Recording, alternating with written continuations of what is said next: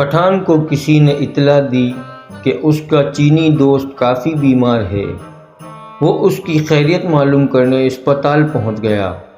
جیسے ہی چینی کے بیڈ کے پاس پہنچا اور احوال جاننا چاہا، چینی کی سانس اکھڑنے لگی، اس کی آنکھیں پھٹ کر باہر آ گئیں اور بے پناہ تکلیف کے آثار اس کے چہرے سے نمودار ہونے لگے، اور اس نے درد بھرے لہجے میں پٹھان سے کہا، چینگ چونگ شائی نونگ چلی چلی چلی۔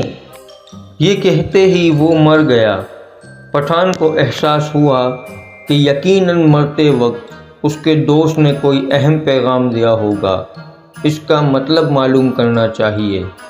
وہ اس مقصد سے چین پہنچا اور وہاں کے لوگوں سے اس کا مطلب معلوم کیا تو پتہ چلا کہ اس کا مطلب ہے، میری جان کے دشمن، آکسیجن کے پائپ سے پاؤں ہٹا۔